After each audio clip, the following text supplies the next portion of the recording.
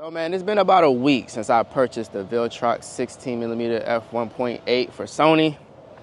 I got some thoughts, man. Let's talk about it. Gotcha. All right, man. So like I said, man, it's been about a week since I've had this Viltrox lens, and I got some thoughts, man. My first impression is overall, it's this lens I've been looking for, but I do have some thoughts and concerns about it. So let's go ahead and talk about it right now. If you're new here, my name is Sean Hughes, man. I'm a sports creative here in Orlando, Florida. I review all the tech and content that I use to run my own media company, which is Capture the Soul.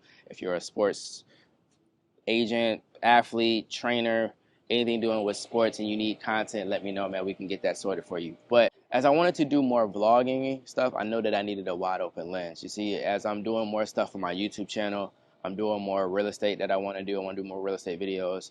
I'm in a lot more close quarters than I normally am, and so I know I needed an ultra wide lens. And so that ultimately led me down to 3 offerings within this category. So one was this lens, so it's the Viltrox 16mm.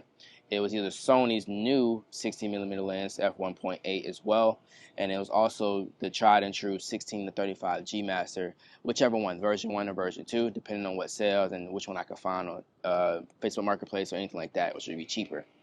And ultimately, it came down to price. I am not in a situation where I could just spend a whole bunch of money on all the lenses that I want. If I just had the money and money wasn't no resource, I would have bought the 16 to 35 G Master version 2, but as it stands, that lens is right now probably $2,500, and that's not something I can do right now. Which, okay, so that eliminated that lens. So now I have either the Viltrox or the Sony 16mm lens to talk about. And like I said, it came down to price. So looking on the B&H website, this lens that I'm currently shooting on, which is the Viltrox 16mm lens, I got it for $464. As opposed to the Sony lens, which just dropped, is newer. That lens is currently sitting at $900 when you include tax. And so when you're talking about a $500 difference, that's a big difference, especially when I'm trying to do things on a budget. And so that's ultimately what led to the reason why I decided to pick up this Viltrox lens for $465. You can't really beat it. Now, by all means, if you got the money to spend and you got the money to blow and you just, you got it like that, go ahead and get the Sony 16mm f1.8 lens, right? I would feel if I had the money, I would buy that lens just because it is smaller, it's more compact, and it's lighter than this Viltrox lens that I have. This Viltrox lens is an all-metal body, so with that, it comes with a lot of weight.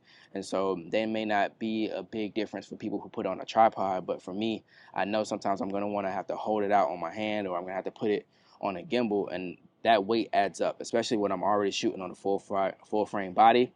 I'm shooting on the A7IV with the cage on it, so that already in itself is a heavier lens than something that's like a APS-C camera. So I'm already shooting with a heavy setup as well. When you add this heavy Viltrox lens to it as well, you know what I mean? If you ain't in the gym, bro, this ain't the vlogger setup for you. So I'm gonna just go ahead and tell you that straight up. But if you know what I mean, if you don't mind that extra weight, if you don't mind that carrying it in your bag, I think this lens is more than perfect enough. I'm currently shooting on it right now. Right now I'm shooting at completely wide open 1.8. I'm shooting at 800 ISO, but I do have an ND filter on it. I have an ND64 filter on it right now, so I can shoot in red sunlight. And just let me know how this quality looks, man. This whole video has been shot on this Viltrox lens, so that's enough evidence to you. But I do have some samples of the work coming up that I shot with this as well, so you can see that for yourself.